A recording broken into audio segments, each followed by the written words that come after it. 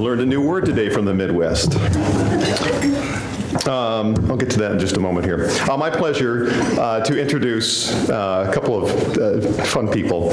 Amador, Castro, and Bobi Spence. They are specialists from Moses Lake High School, currently teaching their 6th year of JWG, and they made the trip over this morning. Everybody please welcome them here.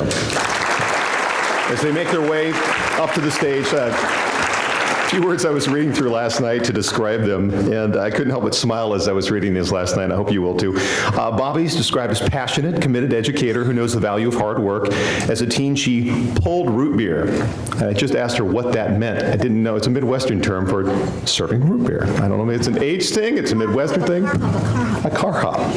There you go. That's what I learned something new today. Anyway, she pulled root beer at A&W, worked on an assembly line while still in high school. National board certified teacher, has earned 2 master's degrees, one of them in psychology, was recognized as Teacher of the Year, and teaching apparently runs in her family quite a bit, because Bobi's the mother of 2 very strong young women, one a scientist and, surprise, surprise, one an educator.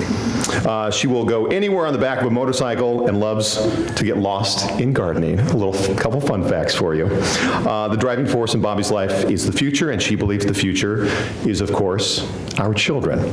Amador brings a variety of work experience to the classroom with his students, having worked at places as diverse as a chemical plant, also a UPS business that his family owns, and also inside a huge freezer. I didn't get to the crux of that story yet.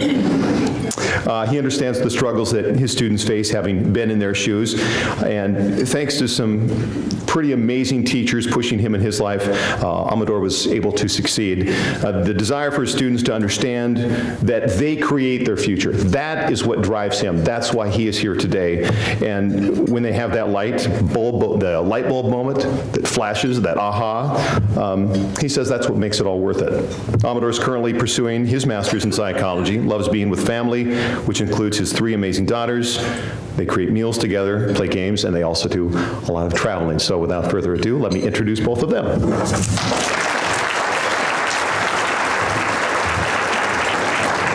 Thank you very much. I appreciate you coming today. It's really nice to see you here and to know that you're a part of this great plan. This is my story. Anyone who's ever been around children for any length of time has stories to tell. Some of the greatest stories that I've ever heard are from educators. Educators spend the majority of their lives collecting stories and storing up memories of students that have crossed their path. This is my recent story. When I called his name, he jumped to his feet, dove out from under the seats, and lumbered toward me, a bull and a china shop of children. A giant of a kid with disheveled shoulder-length hair and a scraggly, unkempt beard. As he moved toward me in the sea of students, my first thought was, what was I thinking? After the meeting ended and students returned to their classes, I sat down with this giant of a kid and learned he had a speech impediment, which caused his words to slur together. As I sat listening to him talk, I pondered, what was I thinking? This kid didn't represent JAG. He couldn't speak properly. He was unkempt and scraggly, and he had no life experience to speak of that I could figure out. Not a good choice for the task before him. What was I thinking? When I called his home school to talk to them about him, they were excited as if he'd won the lottery. The counselor told me he raced into the school right after he got off the bus and told the entire front office, the counselors, and anybody who would listen about what his good news was. The counselor said they could get him some clothes, gussy him up a bit for the event. Oh, a project. I thought, great. What was I thinking? That evening, I called his father to talk to him about this event his son would be participating in. His father was pleasant on the phone. Father told me they were poor, very little money. Times had been kind of hard for them. He said his son had lost his mother 2 years ago, and he was just now coming out of it. He said, Mrs. Spence, my son's a good boy. After hanging up the phone, my first thought was, what was I thinking? I was thinking this child doesn't belong in my program. This child with his reading disability and his speech impediment, he doesn't belong in my special education jobs for Washington graduates program. I was thinking this child can't possibly compete with other JAG students from across the nation and do well. But it dawned on me, and I was thinking, this child has already done well. He's beaming with gratitude and appreciation, and we haven't even left town yet. This child, who's still a child in a man's body, is reeling from losing one of the most important people in his life. This child's a survivor. He's moving on and refuses to be bitter about the card he has been played. I cannot say the same for other students in my charge. What was I thinking? I'm a special education teacher. My life has been dedicated to helping kids with barriers. The program at Moses Lake High School, which I oversee, is about special education students. And here was one standing at my doorsteps, waiting for my help. What was I thinking? His school counselors, his classroom teachers, his father, they all saw something that I had not seen. They saw a man that he could become, not the man-child that he is today. They saw a future, while I was still stuck in the here and now. What was I thinking? I missed a cue, a nuance, a word. I came late to the game, but I didn't miss the home run. This is yet to be determined, and I am now another coach from the sidelines. I learned that I'm one of the many lucky coaches in this young man's life. What was I thinking? I'm the lucky one. I get to participate. I get to cheer him on and teach him and love him as his father and his counselors do. What was I thinking? Today, I ask each and every one of you, be you young or delightfully mature, to watch for those signs, those cues, and those simple messages where you find yourself moving beyond yourself, and to offer your support in whatever way you can, whenever you can. Forrest, my budding giant of a boy on the cusp of becoming a man, will travel with me to Washington, D.C. in December. He will participate in the JAG training conference with over 200 students from across this great nation. He will graduate high school in June, but he will never leave my mind nor my heart. Forrest gave me a lesson that I need to learn over and over. We need to listen intently and share these children's dreams and their visions for their future. So I implore you today to share your memories, to delve into your own hearts. Kids like Forrest who have overcome so much and have so much further to go will need you there today and tomorrow. And I'll leave you with this. What are you thinking? Thank you.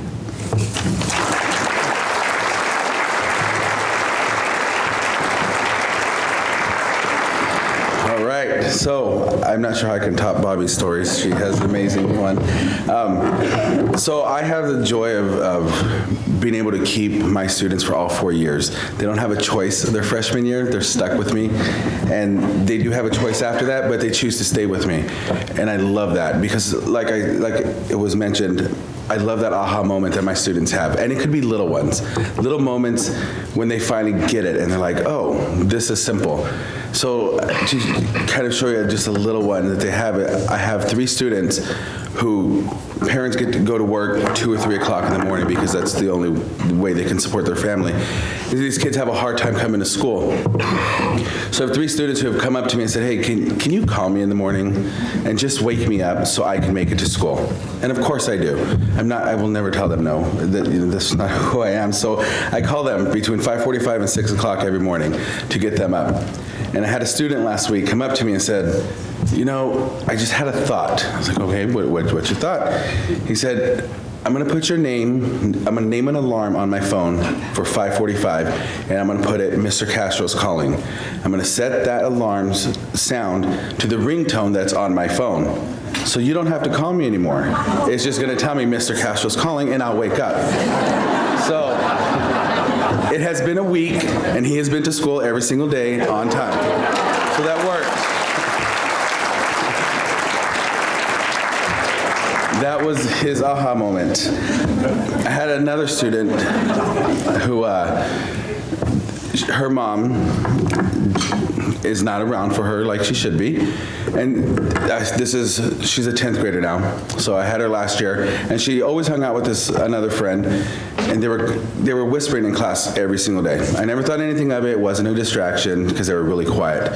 This year she finally came up to me and said, I really need to share something with you. And I thought, great, she's pregnant. Okay, so I was ready to deal with that, but she said, Mr. Castro, I'm blind. I can't see. I can't see the board. So every time you hear us talking, I'm having her read to me what's on the board because I don't understand. So I asked, can you, do you have insurance? Can you get glasses? Can mom take it? She's like, mom's made me 4 appointments and she never takes me to them. I don't know how to get there. She said, we don't have any insurance, so it's going to be hard. So I fought with the counselors and argued with different people, and we found the money to get her an appointment for next week. And she came to me and she thanked me. She said, I was so scared to come up to you, but I realized, it took me a year, but I realized that you're not a scary person. You might look it, but you're not. And she goes, I just didn't want to get in trouble for you thinking that I'm talking all the time. I was like, well, it's been a whole year. I haven't got you in trouble yet. So it won't happen. But, it took her a year to finally realize I can ask for help. I can get help from people. And it might be hard to get things for them, but we do. And we will fight every step of the way to get things for our students because they don't have the resources and they don't know what to do. So these are the things that we're doing with our students at Moses Lake. I mean, I have a lot of people who tell me, why do you keep doing this? Because my students are the best. I have the best students. And when society or their parents or other people have given up on them, we will not. We will continue to fight for our students because that's what we're here for. Somebody has to fight for them. And Bobi and I, our passion is with these kids. So we will, every step of the way, we will continue to do whatever we have to do to make sure that these kids graduate, to find what their interests are, and we're going to watch them succeed even after they're out of high school. In the year that we have to keep following them, we will help them every step of the way because that's where our passion is with our students. So thank you for that.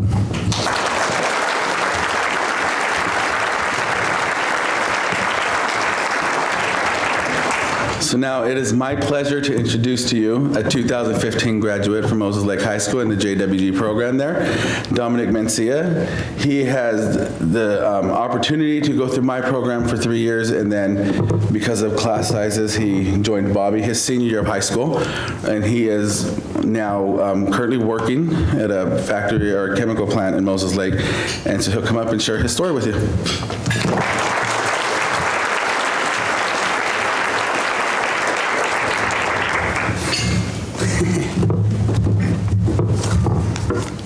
Thank you. As Mr. Castro said, I am Dominic Mancilla. I am a 2015 John Ford Washington's graduate. But even more than that, I am a 2015 Moses Lake High School graduate and the first in my family to be able to say that.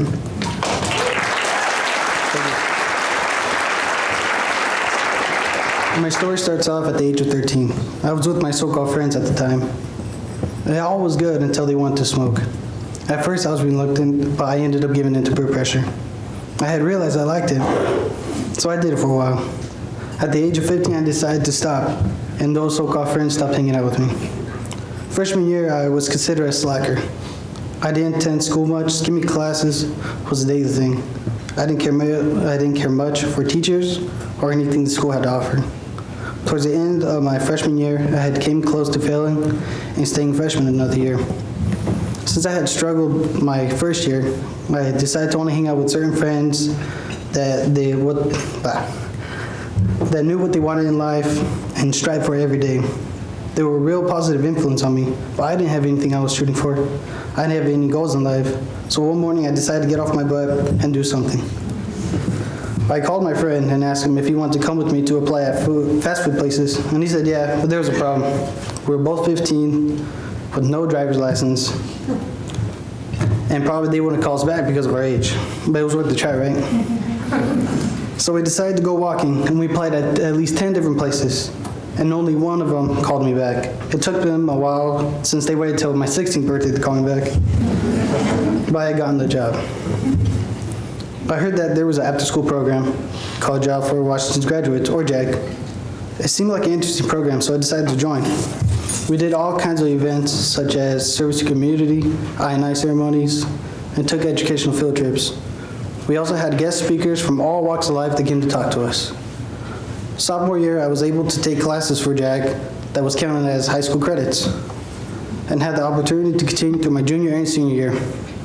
Mr. Castro has taught us many valuable traits that we can use in everyday lives, such as responsible citizenship, respect not only for ourselves, but for our peers, respect for authority, and how to never give up no matter what situation you are in life. So since I have goofed off a bit freshman and sophomore year, I was behind in credits. I like coming to school, but it was more social than educational. The first half of my junior year, I ran and became president of JAG, but I was still not getting my credits that I should have. Mr. Castro had talked to me about a program that I can go to get my credits back in 6 months. The problem was I had to be away from home. He promised me if I completed the program, I could still be in JAG. So halfway into my junior year, I went to the Washington Youth Academy. While I was there, I learned that life is hard. If you really want to be successful, then you're going to have to go through the struggles to find the victories. Since it's a quasi-military based school, it is a very structured program where I couldn't be distracted by friends or things that I thought were important. I had acquired many personal traits and skills while there. Most, by the way, I had been taught by Mr. Castro in the JAG program. The Youth Academy just helped me bring it all home for me. I finished the program, which was really hard, but very rewarding. I came back during summer, and went right away back to work. Nothing was gonna stop me to make my senior year the best year. I had my credits plus some extra to graduate with. I was in the best shape of my life. I was going to accomplish the goals I had set out my freshman year. Senior year was the year I got to be with Mrs. Spence's class. The schools had combined both senior classes. She taught the program differently than Mr. Castro, but she had the same passion. Graduate first, then either go to college or get a job.